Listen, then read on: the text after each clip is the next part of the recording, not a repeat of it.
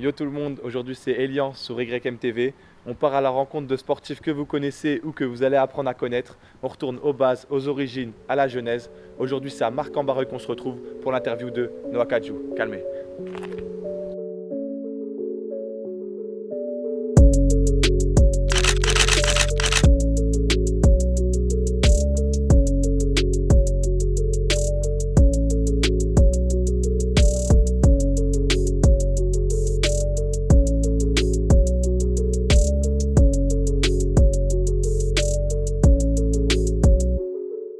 Salut Noah, donc on est ici chez toi à Marc, donc tu as un peu été formé ici on va dire.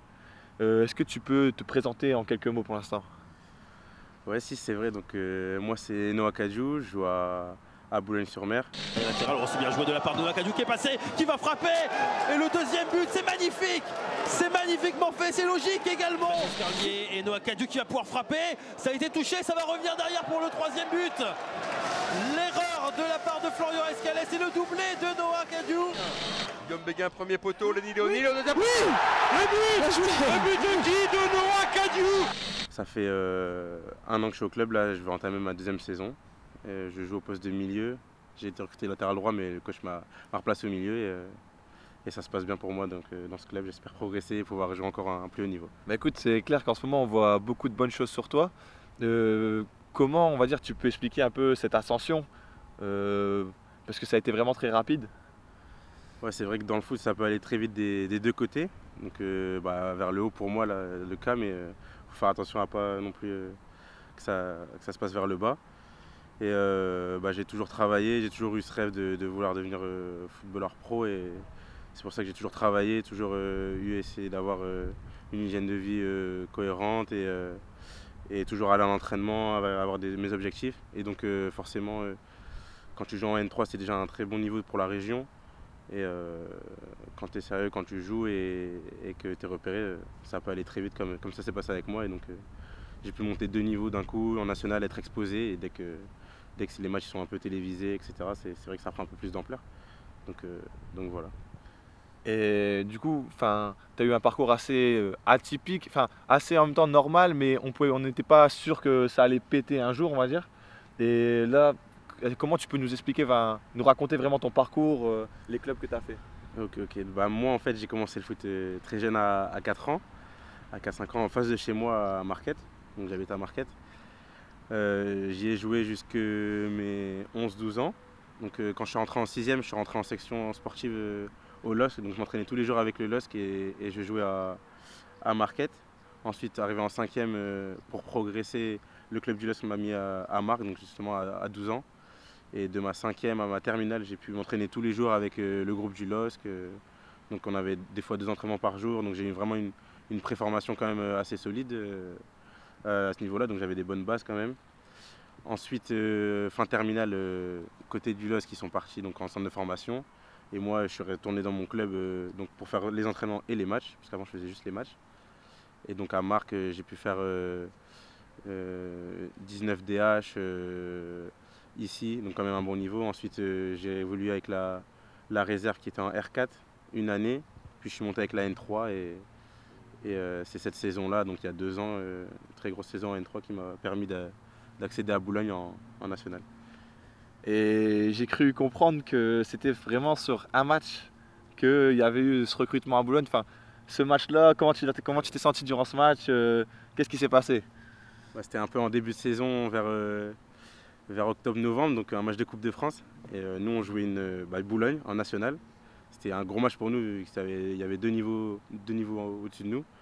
Et ouais, il y avait un peu de pression sur ce match-là, mais moi, je pensais vraiment pas du tout à la suite. Je pensais justement à faire enchaîner chaque match, faire des bons matchs. Et ça m'a souri, j'ai fait un très bon match, je leur ai tapé dans l'œil. Et comme ils me suivaient déjà un petit peu, ça a validé, on va dire, à mon avis, le potentiel qu'ils avaient vu en moi.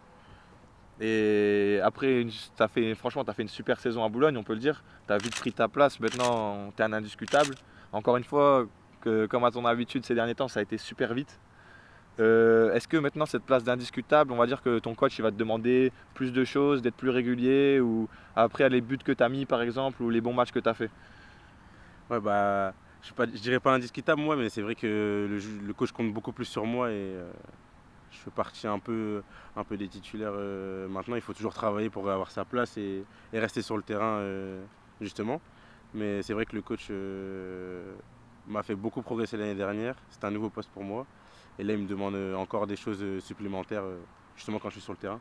Mais surtout de toujours m'entraîner à fond parce qu'il y a quand même d'autres joueurs et il n'y a personne qui est indiscutable sur un terrain. Entre guillemets. Et on a tous donc des moments difficiles dans le sport. Est-ce que toi t'en as eu et on va dire comment tu as pu les surmonter? Ouais, c'est clair, on a vraiment. Il n'y a pas que des hauts justement. Donc moi je voulais toujours être professionnel, j'ai toujours rêvé d'être professionnel. Et donc quand je m'entraînais avec le LOSC, je me disais que c'était possible quand même parce que je m'entraînais tous les jours, j'avais quand même un très gros suivi et donc je pouvais un petit peu espérer ça.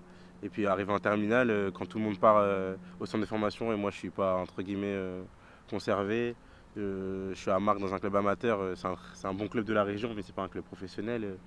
On se dit que ça risque d'être compliqué et puis physiquement j'étais pas aussi grand, aussi costaud que je peux l'être maintenant et c'est vrai qu'il y a des moments où je jouais pas trop. En 19, j'étais un peu sur le banc, etc. Donc il y a des moments où le foot, ça peut un peu dégoûter.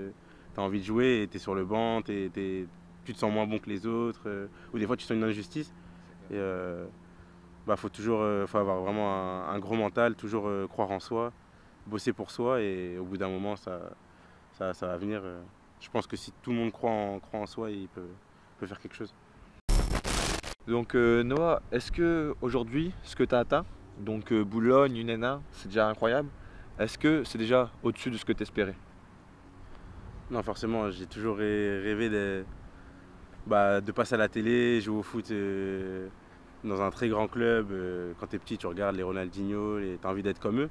Donc c'est un rêve, entre guillemets, mais c'est aussi un objectif d'atteindre ce niveau, de jouer au moins, moi j'espère au moins jouer en Ligue 1 ou dans une première division dans un pays.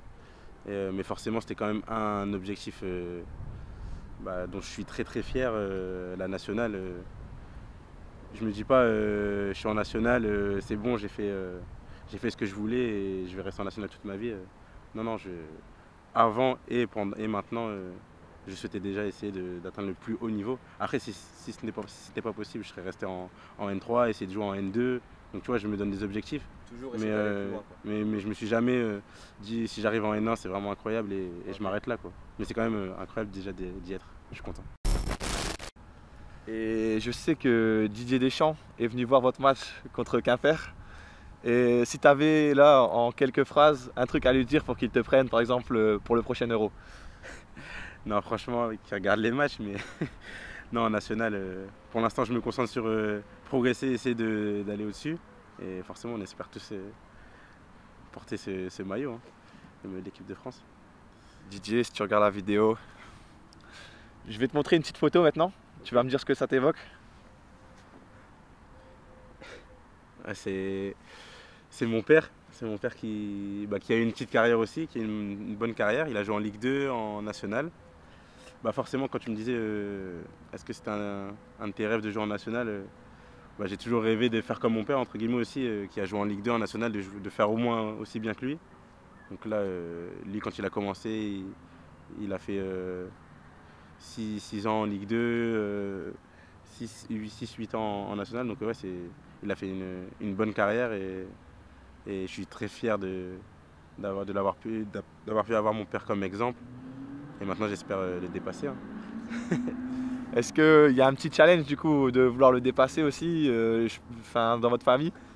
Non, c'est pas un challenge dans la famille. Moi, ce serait une fierté pour moi de jouer plus haut. Déjà, dès que je joue en national, ma famille, mes parents, ils me supportent, ils me suivent. Et mon père était ému dès qu'il m'a vu jouer en national parce que c'est quand même un bon niveau. Et je pense qu'il était fier de moi. Et moi, ça me donne de la force, entre guillemets, de voir mon père qui me suit, qui est fier de moi. Donc forcément, si je peux jouer au plus haut niveau possible pour les rendre fiers et pour moi-même, ce sera avec plaisir. Donc là, on va revenir un peu à Boulogne, ton club actuel. Est-ce que tu peux nous parler un peu de ton coach, des fans, des installations et comment tu as été accueilli? J'ai été très très très bien accueilli à Boulogne. tout de suite, j'ai senti que c'était des grosses infrastructures et un gros club parce que je suis arrivé, j'ai une présentation sur les réseaux sociaux. Tout de suite, le coach m'a mis dans des bonnes conditions et franchement, à Boulogne, c'est un club qui était en Ligue 1, en Ligue 2 et ça se ressent dans les installations. Il y a une grande salle de musculation, les vestiaires, enfin, c'est très professionnel. On a une grande plaine pour s'entraîner justement tous les jours et avoir un bon terrain herbe. Le stade, c'est quand même un grand stade, il a 14 000 places. Dans les vestiaires, enfin franchement, dans toutes les infrastructures, ça se ressent que c'est un club qui a été professionnel, vraiment. Et donc c'est pour ça que j'ai vraiment franchi un cap en passant de la N3 à la N1. Et voilà. Je voulais savoir si tu avais un petit mot pour les jeunes comme toi qui n'ont pas forcément le parcours du professionnel basique, mais qui veulent vraiment arriver à leurs rêves et essayer d'atteindre leurs rêves plutôt. Et voilà, est-ce que tu avais un petit mot pour eux? Ouais, toujours croire en soi, jamais rien lâcher, aller à l'entraînement, s'entraîner en plus. Vraiment, quand tu n'es pas dans un parcours pro, tu n'as pas toutes les installations à disposition, mais c'est toi et toi-même. Si tu as envie de progresser, à l'entraînement, tu te donnes des objectifs et tu lâches rien dans ta tête. Il faut être fort mentalement parce que c'est très difficile, dans tous les sports, je pense d'ailleurs. Et voilà, donc rien lâcher, croire en soi et voilà.